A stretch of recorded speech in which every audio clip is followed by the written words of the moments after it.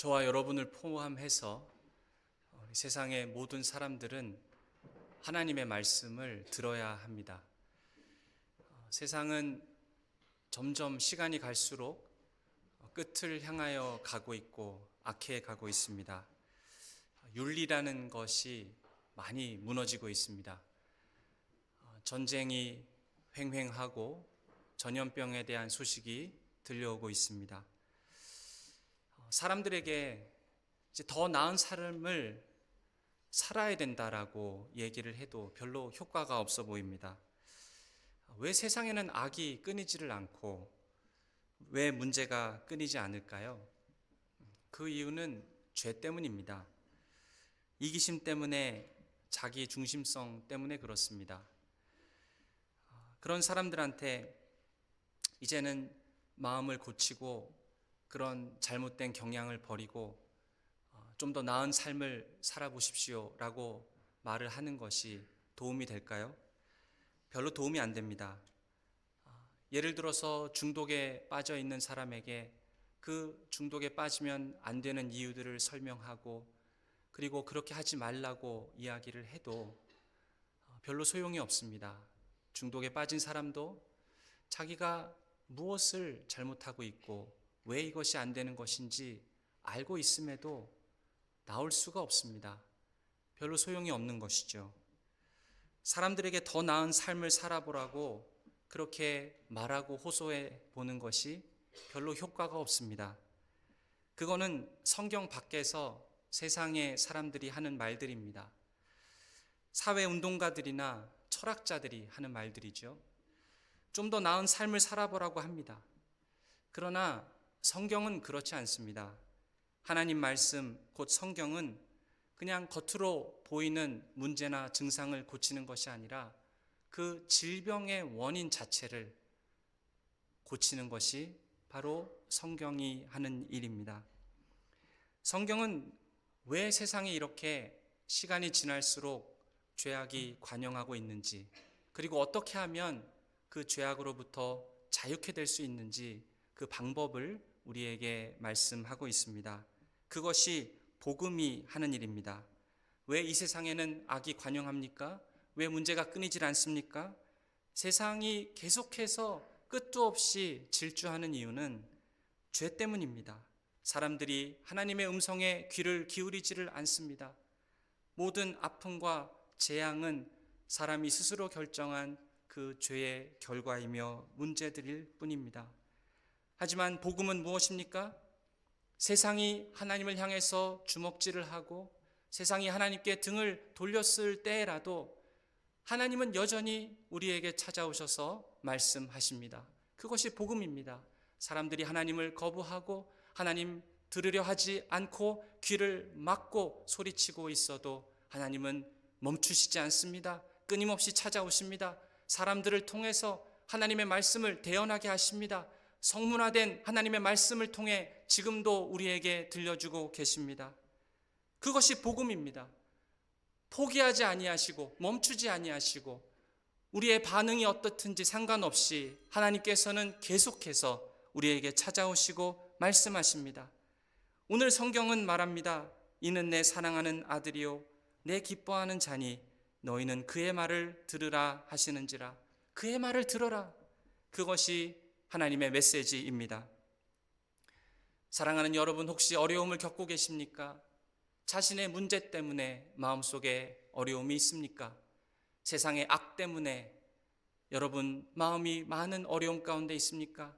혹은 누군가 여러분에게 잘못한 그 일 때문에 마음이 낙담되고 어려움 가운데 있으십니까? 괴로워하십니까? 여러분의 상황이 어떠하든 성경의 메시지는 분명합니다. 그의 말을 들어라. 그의 말씀을 들어라. 혹시 이 자리에 오실 때에 스스로 괜찮은 사람이라고 생각하고 오셨습니까? 스스로 선하다라고 생각하고 이만하면은 인생 잘 살았고 자랑할 만하다라고 여기시면서 혹시 이 예배를 참석하셨습니까? 저는 여러분에게 간곡히 부탁드립니다. 예수님의 말씀을 들으십시오.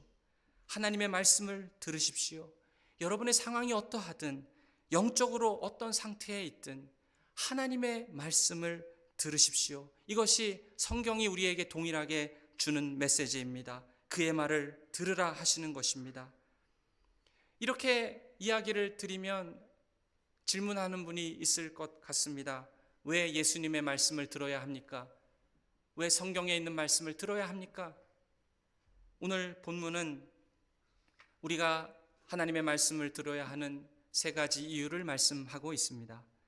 예수님의 말씀을 들어야 하는 이유 첫 번째는 예수님께서 영광의 왕이시기 때문입니다.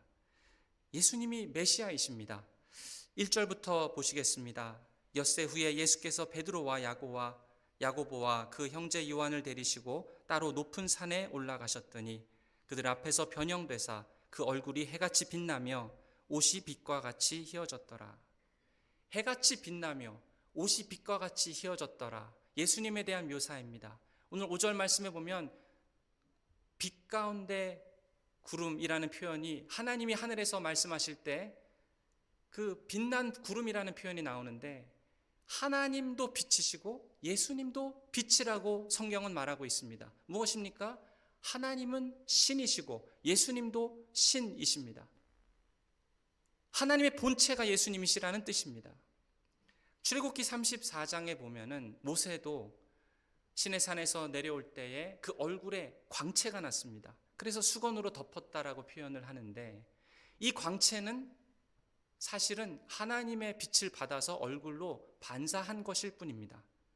예수님은 어떨까요? 예수님은 스스로 그 얼굴에서 광채를 발하시는 분이십니다. 왜 그렇습니까? 예수님께서는 하나님의 본체이시기 때문입니다. 왕이시기 때문입니다. 또 오늘 3절에 보시면 그때 모세와 엘리야가 예수와 더불어 말하는 것이 그들에게 보이거늘. 하늘에서 두 사람이 예수님과 대화하기 위해서 내려왔는데 하필이면 모세와 엘리야입니다. 왜 모세와 엘리야일까요? 모세는 누구입니까? 구약에서 하나님의 율법을 받아서 그 율법을 백성들에게 전하여 준 사람입니다. 그런데 이 모든 율법의 요구들이 있지 않습니까? 이 요구를 완전히 성취하신 분이 누굽니까? 바로 예수 그리스도이십니다. 그래서 예수님이 율법의 요구를 완전히 성취한 분을 말하기 위해서 모세가 등장했고요. 또 엘리야는 누구입니까? 엘리야는 선지자 중에 가장 큰 사람입니다. 선지자들이 많은 예언을 구약 시대 때 했습니다. 누구에 대한 예언이냐면 바로 오실 메시아에 대한 예언이죠. 그런데 예수님께서는 이 모든 선지자들의 예언을 온전히 성취하신 분입니다. 그래서 모세와 엘리야와 함께 대화를 나누셨다라는 것은 예수님이 누구이신지를 말씀하고 있는 것이죠. 예수님은 구약의 율법의 요구를 완전히 이루신 분이고 예언자들의 그 예언을 완전히 성취하신 분이다. 그분이 바로 오실 메시아이셨다라는 것을 드러냅니다. 그런데 이 예수님은 단순히 율법을 성취하신 분 그리고 예언을 성취하신 분 정도가 아니라 예수님은 영광스러운 왕이십니다. 구약의 시편 2장 말씀을 보시면 2장 6절에서는 산 위에 세우신 왕에 대한 예언이 있습니다. 6절에 내가 나의 왕을 내 거룩한 산 시온에 세웠다 하시리로다. 산 위에 세우신 이 왕, 지금 예수님은 변화산 위에서 빛을 발하시며 왕으로서 자기를 계시하시고 드러내고 계십니다. 예수가 왕이시다라는 사실이 우리에게 복음입니다. 그것이 우리에게 기쁜 소식입니다. 내 자신이 나에게 왕이 된다라고 생각해 보십시오. 그것은 절대로 기쁜 소식이 될 수가 없습니다. 내가 내 자신의 왕이라고 한다면 그것은 오히려 저주일 수 있습니다. 내 자신의 욕심과 만족을 위해서 내 몸을 혹사시키고 시간을 허비하고 모든 관계들을 혹사시키는 그런 일들이 우리의 삶 가운데 일어난다면 그렇게 내 자신을 위해서 나만의 만족과 목적을 위해서 살려고 했지만 그러나 세상에 뜬구름 잡는 것 같은 결과들을 손에 쥐게 되고 모래알을 움켜쥐었지만 다 흘러내려가는 것을 경험하게 될 때 우리의 마음속에 내가 주인이라는 것이 결코 좋은 소식이 못 된다라는 것입니다. 그러나 예수님께서 우리의 왕이십니다. 이것이 복음입니다. 주님이 우리의 왕이시고 우리를 우리 자신보다 더 잘 아시고 우리를 더 사랑하시고 우리에게 가장 좋은 것이 무엇인지 실수하지 아니하시고 온전히 이루시고 성취하시고 인도해 가시는 분이 우리 예수님이시기 때문에 그분이 나의 왕이 되신다라는 사실이 우리에게는 복음입니다. 그분이 우리의 왕이기 때문에 우리는 그분의 말씀을 들어야 하는 것이죠. 둘째로, 왜 예수님의 말씀을 들어야 합니까? 예수님은 하나님의 아들이시기 때문입니다. 베드로는 예수님과 모세와 엘리야를 보고 초막을 지으려고 했습니다. 4절 말씀을 보면은 베드로가 예수께 여쭈어 이르되 주여 우리가 여기 있는 것이 좋사오니 만일 주께서 원하시면 내가 여기서 초막 셋을 짓되 하나는 주님을 위하여 하나는 모세를 위하여 하나는 엘리야를 위하여 하리이다. 모세가 왜 주님과 엘리야와 모세를 위해서 베드로가 왜 초막을 지으려고 했을까요? 아마도 지금 있는 그 영광스러운 변화산 체험이 베드로에겐 좋았던 것 같습니다. 그래서 초막을 짓고 거기 오래 있고 싶어 했어요. 그런데 베드로가 알지 못했던 것은 예수님께서는 그 산에 오래 머무시면 안 되고 반드시 내려와야 하는 일이 있었습니다. 그것은 주님께서 우리 모든 인류의 죄를 위해 십자가에서 죽으셔야만 했던 일입니다. 예수님이 고난받으시고 죽으셔야만 하는 그 일을 감당하셔야 했는데 베드로는 그것을 잘 모르고 이런 말을 했던 것입니다. 그럴 때 하나님께서 갑자기 저 하늘로부터 베드로에게 말씀을 하십니다. 5절에 보니까 말할 때에 호련히 빛난 구름이 저들을 덮으며 구름 속에서 소리가 나서 이르시되 이는 내 사랑하는 아들이요 내 기뻐하는 자니 너희는 그의 말을 들으라 하시는지라. 베드로가 얼마나 깜짝 놀랐을까요? 내가 뭐 잘못했나? 자기가 무슨 말을 했더니 하늘에서 음성이 들리는 것입니다. 근데 가만 들어보니까 이는 내 사랑하는 아들이요 내 기뻐하는 자니 너는 그의 말을 들으라. 하나님의 명령이었습니다. 이는 내 사랑하는 아들이다 라고 분명히 말씀하신 것이죠. 아니, 예수는 목수의 아들 아닙니까? 그의 어머니와 아버지를 우리가 아는데요. 마리아와 요셉 아니었습니까? 이 예수는 교육도 잘 받지 못하고 저기 나사렛이라는 동네 시골에서 온 자 아닙니까? 이것이 당시 사람들이 예수에 대한 이해였습니다. 그런데 하늘로부터 영광스러운 음성이 들렸습니다. 이는 내 사랑하는 아들이요 내 기뻐하는 자다. 너희는 그의 말을 들으라. 하나님께서 분명하고 정확하게 음성으로 베드로에게 들려주셨습니다. 베드로는 그 자리에 있었습니다. 눈으로 보고 목격했습니다. 그리고 우리에게 증언하고 있습니다. 내가 눈으로 목격한 바를 증언하고 있는 것이죠. 예수님은 하나님의 아들 맞습니다. 어떤 분들은 그러면 더 다른 증거는 없습니까? 예수님이 하나님의 아들이라는 증거 없나요? 예수님은 그냥 4대 성인 중에 한 사람 아닌가요? 그냥 단순한 사람 아닙니까? 그냥 목수 아니었습니까? 누군가 이렇게 물어볼 수 있습니다. 그런데 또 다른 증거가 있습니다. 예수님께서는 본인이 말씀하신 것처럼 예루살렘에 가셔서 서기관과 바리새인과 장로들에게 고난을 받으시고 십자가에 죽으시고 3일 만에 부활하실 것입니다. 그리고 그 부활이 예수가 바로 하나님의 아들이시다라는 증거입니다. 예수님이 하나님의 아들이시기 때문에 저와 여러분은 그의 말씀을 들어야 하는 것이죠. 세 번째로 왜 예수님의 말씀을 들어야 합니까? 예수님에게서만 구원이 나오기 때문입니다. 예수님이 아니고서는 우리가 구원받을 길이 없습니다. 우리에게 구원을 주시는 분이 오직 예수 그리스도만을 통해서이기 때문에 우리는 그분의 말씀을 반드시 들어야 합니다. 예수님께서 뭐라고 하셨습니까? 십자가 고난을 말씀하셨습니다. 9절을 보시면 그들이 산에서 내려올 때에 예수께서 명하여 이르시되 인자가 죽은 자 가운데서 살아나기 전에는 본 것을 아무에게도 이르지 말라 하시니, 예수님께서 이제 본인이 십자가에서 고난당하시고 죽을 것에 대해서 얘기하시면서 이 변화산에서 내가 영광스러운 몸으로 변형되고 옷이 휘어지고 얼굴에서 해와 같은 광채가 나고 이런 것들을 제자들에게 너희가 내려가면 너희가 이 산에서 본 것을 얘기하지 말아라 이러신 겁니다. 왜 그러셨을까요? 혹시라도 이 말을 들은 다른 사람들이 예수님을 오해할까봐 예수님께서 주의를 주신 것입니다. 예수님은 영광스러운 광채를 발하시는 하나님의 아들이시고 왕이십니다. 예수님이 영광 가운데 계신 하나님의 아들이고 왕이시라는 그 사실 하나만 아는 게 맞을까요? 우리가 예수님을 잘 이해하고 예수님을 제대로 알기 위해서는 그 영광스러운 왕이 고난 받으셨고 십자가에서 반드시 죽으시고 처참하게 매달리신 그 모습을 또한 우리는 바라봐야 한다라는 것입니다. 예수를 영광스러운 존재로만 사람들이 알 수 있기 때문에 그 위험을 아시고 사람들이 예수를 오해할까 봐 너희는 이 변화산 체험을 다른 사람에게 말하지 말아라, 이렇게 얘기하신 것이죠. 제자들은 아직도 예수님이 영광스러운 왕이시고 하나님의 아들이신지 좀 헷갈려 했던 것 같습니다. 이제 그 변화산 체험을 마치고 산에서 내려오는데 그 정도 초자연적인 것을 봤으면 믿을 만도 한데요. 근데 제자들이 또 예수님한테 이렇게 물어봅니다.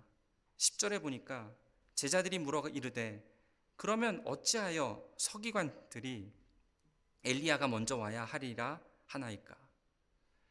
이 서기관들의 말, 그리고 예수님을 실제로 보니까 말라기서 4장 말씀이 떠올랐어요. 예수님이 엘리야 선지자랑 같이 앉아있는 장면을 보고 이상하다 이런 생각을 한 것입니다. 왜냐하면 말라기서 4장의 예언 때문이었습니다. 이 말라기 4장이 뭐라고 예언을 했냐면 메시아가 오시기 전에 반드시 엘리야 선지자가 먼저 올 것이다, 이렇게 예언을 했어요. 근데 가만히 보니까 엘리야 선지자가 변화산에서 예수님이랑 앉아 있었단 말이죠. 그러면 예수님이 순서적으로 먼저 온 것이 아닌가? 예수님이 메시아이시니까 먼저 오셨고 그 다음에 엘리야가 왔다면 그럼 두 가지인데 예수님이 메시아가 아니거나 아니면은 말라기서 4장 예언이 잘못된 건가? 이 제자들이 마음속에 헷갈렸습니다. 그 하나님의 음성을 듣기까지 했고 변화산에서 예수님이 변형된 영광스러운 모습을 보기까지 했는데 또 예수님이 메시아 맞나? 이러고 있는 것입니다. 그래서 예수님 어떻게 하십니까? 친절하게 말씀으로 설명해 주십니다. 11절 말씀을 보겠습니다. 예수께서 대답하여 이르시되 엘리야가 과연 먼저 와서 모든 일을 회복하리라. 내가 너희에게 말하노니 엘리야가 이미 왔으되 사람들이 알지 못하고 임의로 대우하였도다. 인자도 이와 같이 그들에게 고난을 받으리라 하시니 그제서야 제자들이 예수께서 말씀하신 것이 세례 요한인 줄을 깨달으니라. 과연 말라기서 4장에서 예언한 대로 내가 오기 전에 엘리야가 먼저 왔다, 이렇게 설명을 하셔서 제자들이 이해를 했습니다. 어떻게 이해를 했냐고요? 예수님 말씀하셨죠. 그 선지자 엘리야가 먼저 와서 사람들에게 이미 고난을 당했다. 그러니까 제자들이 깨달은 것입니다. 세례 요한이 헤롯 왕에게 목이 잘려서 죽었지. 그리고 그 세례 요한이 고난을 받은 것처럼 예수님께서 나도 고난을 받아야 된다라고 하시니까 이제서 제자들은 이해를 한 것이죠. 이렇게 말씀으로 찬찬히 설명을 해주실 때 제자들은 이제 깨달은 것입니다. 예수님께서 정말 하고 싶었던 얘기는 내가 그 세례 요한처럼 먼저 온 엘리야처럼 나도 고난을 받아야 된다라는 말씀이셨죠. 예수님은 십자가의 길을 걸어가셔야만 했습니다. 십자가를 빼고 예수님을 이해할 수 있을까요? 십자가를 뺀 그리스도는 없습니다. 십자가를 뺀 기독교는 없습니다. 십자가를 뺀 영광은 없습니다. 하나님의 아들이시고 죄 없으시고 영광의 왕이신 그분께서 왜 십자가에 달리셔야만 했을까요? 바로 저와 여러분의 죄 때문이었습니다. 이 십자가라는 자리는 사실은 저와 여러분은 저와 여러분의 그 죄 때문에 저희가 십자가에 달려야만 했었습니다. 그런데 예수님께서 저와 여러분의 죄를 대신 짊어지시고 십자가에서 죽으셨습니다. 만약에 한번 상상을 해보십시오. 십자가에 지금 제가 매달려 있습니다. 여러분이 매달려 있습니다. 손은 못에 박혀 있고 내 죄 때문에 발은 못에 박혀 있습니다. 이제 죽어가는 것 외에는 할 수 있는 것이 없습니다. 아무리 아무리 생각을 해도 그 십자가에 매달려 있는 상태에서는 우리 스스로 우리 자신을 구원할 수 없습니다. 그것이 정확하게 하나님을 알지 못하는 죄인들의 상태입니다. 죄인은 스스로 자기의 구원을 위해서 할 수 있는 것이 아무것도 없습니다. 물에 빠진 사람이 자기 머리끄덩이를 위로 아무리 잡아당긴다 한들 물 밖으로 나올 수 있을까요? 누군가는 밖에서 그 사람을 도와주고 밧줄을 던져서 구해내야 합니다. 우리가 죄 가운데 빠져 있고 하나님을 모르는 채 어둠 가운데 있을 때에는 우리는 스스로 자기를 구원할 수 없는 자들이 바로 저와 여러분이고 그것이 죄의 심각함입니다. 그런데 예수님께서 저와 여러분의 죄를 대신 짊어지시고 십자가에서 죽으셨습니다. 어떻게 그게 가능합니까? 왜냐하면 예수님은 하나님의 아들이시고 죄가 하나도 없으신 순결하신 어린 양이시기 때문이었습니다. 예수님은 아무런 죄가 없으신 순결한 제물이 되셔서 저와 여러분의 죄를 대신해서 감당하실 수 있게 되었던 것입니다. 그래서 예수 그리스도의 피가 능력의 피이고 그 예수 그리스도의 피가 저와 여러분의 모든 죄를 다 씻겨낼 수 있는 놀라운 능력의 피인 것입니다. 그렇기 때문에 이 예수님 외에는 다른 구원 얻을 수 있는 방법을 우리가 찾을 수 있겠습니까? 다른 종교, 다른 철학, 다른 가르침에서 우리를 구원할 수 있는 그 어떠한 방법이 없고 오직 성경은 예수 그리스도 그분만이 우리의 살 길이요 그분의 말씀을 듣는 것만이 우리의 살 길임을 말씀하고 있는 것입니다. 그래서 그 아들이신 예수 그리스도만이 우리 구원의 유일한 통로이시기 때문에 우리는 그의 말씀을 반드시 들어야만 하는 것이죠. 사랑하는 여러분, 예수님의 말씀을 들으십시오. 그것이 우리가 살 길입니다. 베드로를 한번 떠올려 보시기 바랍니다. 베드로는 이 변화산에 올라가기 전에 무슨 일이 있었습니까? 예수님과 많은 대화를 나눴지요. 주는 그리스도시요 살아계신 하나님의 아들입니다. 잘했더라 베드로야, 네가 참 복되다. 그러나 내가 이제 예루살렘에 올라가서 고난받고 죽어야 된다. 아니 무슨 말씀이십니까 예수님, 그럴 수 없습니다 라고 하면서 예수님을 막 혼내기까지 했던 이 베드로. 그런데 예수님 말씀을 듣고 마음속에 믿음이란 것이 정말 생기기 시작했던 것 같습니다. 그런데 문제가 있었습니다. 예수님의 고난을 아직 잘 이해를 못했어요. 그래서 하나님께서 변화산 사건을 통해서 확실하게 보여주십니다. 예수 그리스도 맞다 베드로야.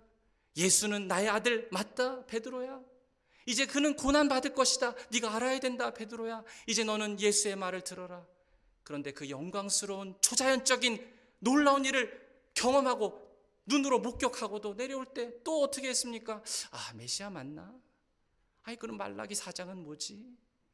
왜 엘리야는 지금 와가지고 앉아있는 거지? 베드로가 마음속에 또 의심했습니다. 예수님께서 어떻게 하셨습니까? 찬찬히 말씀으로 설명해 주셨습니다.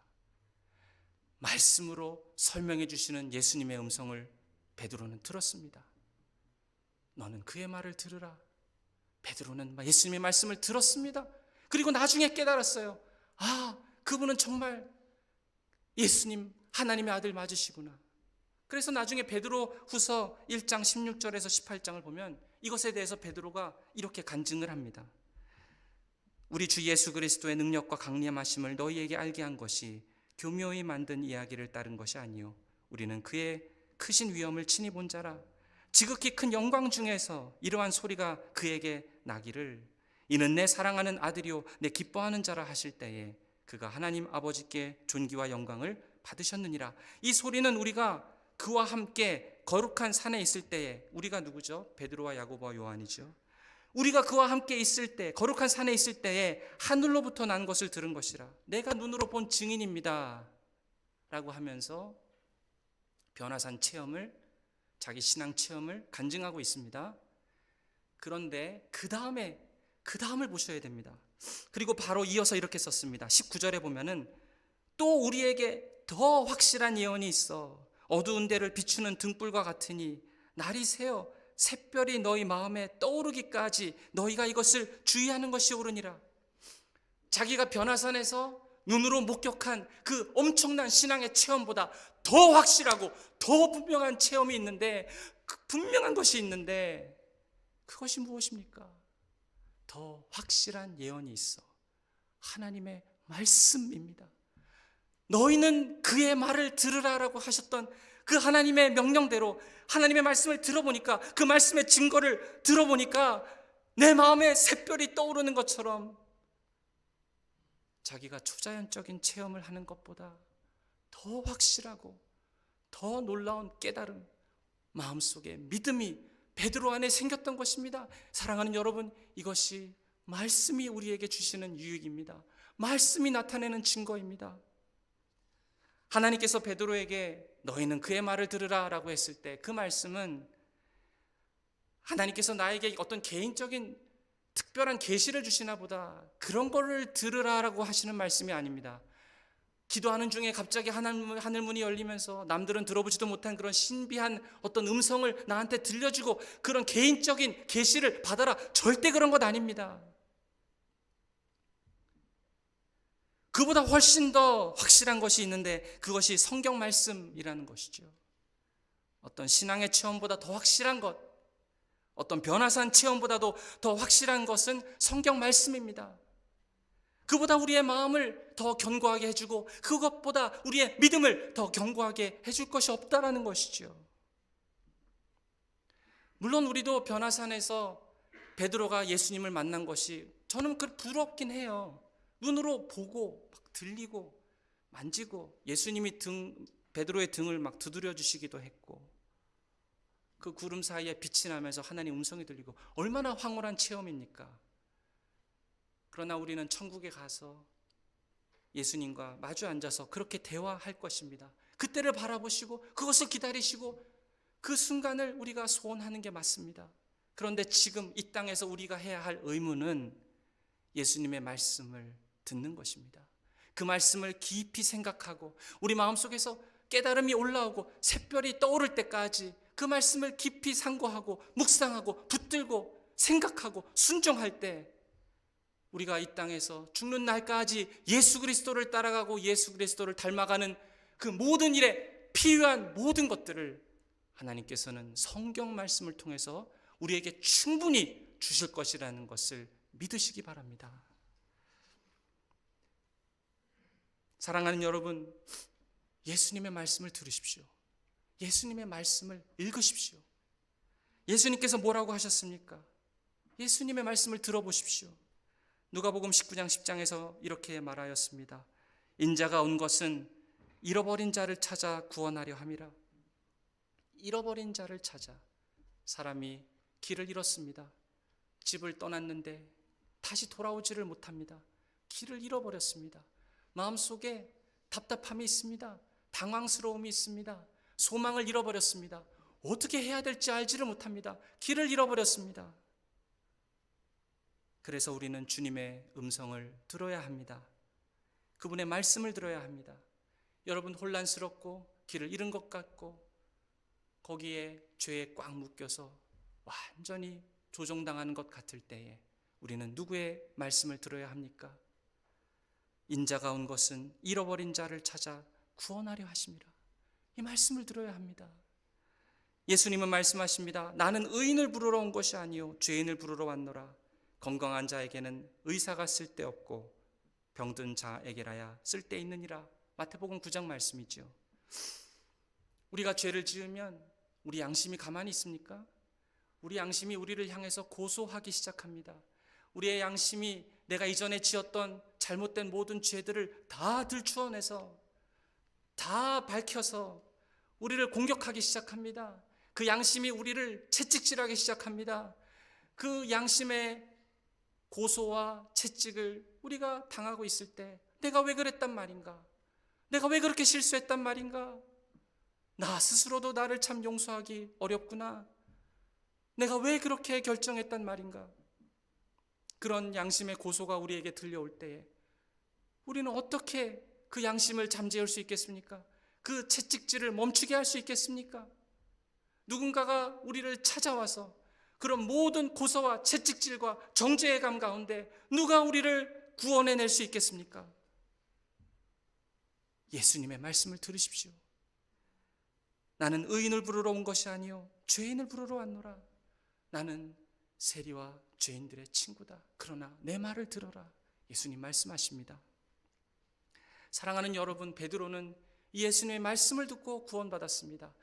사도 바울도 예수님의 말씀을 듣고 구원받았습니다. 우리가 잘 알고 있는 기독교의 굉장히 중요한 신학자인 성 어거스틴도 이 예수님의 말씀을 들었습니다. 이 어거스틴은 젊어서 아주 천재적인 철학가였습니다. 모든 사람이 그의 지식을 흠모했습니다. 그러나 젊어서 허랑방탕한 삶을 살았습니다. 여자들과 늘 그렇게 음란한 삶을 살다가 또 교회 와서 예배드리고 또 그렇게 허랑방탕한 삶을 살다가 또 교회 와서 예배드리고 마음속에 답답함이 있었습니다. 자괴감이 있었습니다. 어떻게 해야 할지를 몰랐습니다. 비참함을 느꼈습니다. 그러던 어느 날 공원에서 앉아서 기도를 하려고 하는데 아이들의 노랫소리가 들려옵니다. 집어들고 읽어라. 집어들고 읽어라. 그 아이들의 노랫소리가 마치 하나님의 살아있는 음성인 것처럼 들렸습니다. 그래서 당장 집으로 쫓아가서 성경 말씀을 짚고 들어서 펼쳤습니다. 그때 어거스틴은 로마서 13장 말씀을 발견했습니다. 낮에와 같이 단정히 행하고 방탕하거나 술 취하지 말며 음란하거나 호색하지 말며 다투거나 시기하지 말고 오직 주 예수 그리스도로 옷 입고 정욕을 위하여 육신의 일을 도모하지 말라. 이 말씀을 읽을 때 하나님의 말씀이 어거스틴의 마음에 들려지기 시작했습니다. 전에는 들려지는 일이 없었던 것 같은데 그날 그 말씀을 읽을 때 어거스틴은 하나님의 말씀이 자기에게 들려지는 것을 경험했습니다. 그리고 예수를 믿고 참된 신자가 되었습니다. 위대한 신학자가 되었습니다. 역사상 많은 사람들이 이 성경 말씀을 읽을 때에 저들은 예수 그리스도의 말씀을 듣고 그리스도를 믿는 놀라운 역사들이 나타났습니다. 그분을 따르게 되었습니다. 성경은 말합니다. 믿음은 어디서 오는가? 믿음은 들음에서부터 온다. 우리가 성경을 들고 읽을 때에 그리고 설교 말씀을 들을 때에 찬양에 있는 가사를 내가 보고 부를 때에 그 말씀이 하나님의 말씀이 우리에게 들려지는 놀라운 일들을 경험하게 된다는 것입니다. 사랑하는 여러분, 여러분은 예수님의 말씀을 듣고 있습니까? 성경 말씀에 귀를 기울여 보셨습니까? 아니면 아직도 죄 가운데 있습니까? 죄와 사탄의 지배를 받고 계십니까? 그러면 여러분은 아직 예수님의 말씀을 듣지 못한 것입니다. 예수 그리스도의 말씀을 듣고 그분의 말씀에 귀를 기울이게 될 때 예수님께서는 우리를 모든 그런 죄악과 정죄로부터 자유케 하시고 구원해 주실 것입니다. 물론 우리가 구원받았을 때에 우리가 무슨 전혀 죄가 없는 완벽한 사람이 된다라는 뜻이 아닙니다. 그러나 주님께서 우리에게 말씀으로 들려주심으로 말미암아 저 여러분은 사탄의 모든 지배로부터 벗어나게 될 것입니다. 사랑하는 여러분, 여러분은 여러분의 죄가 용서받았다라는 사실을 아십니까? 만약 모르신다면 여러분은 아직 예수님의 말씀을 듣지 못한 것입니다. 예수님께서 말씀하시는 것은 우리가 어떤 죄를 지었더라도 우리가 어떤 과거의 잘못을 저질렀다 할지라도 예수님께서는 저와 여러분을 위해서 십자가에서 죽으셨습니다. 어떤 분들은 목사님 저는 제가 구원받기에는 아직 그렇게 충분히 선하지를 못해요. 충분히 좋은 사람이 아닙니다.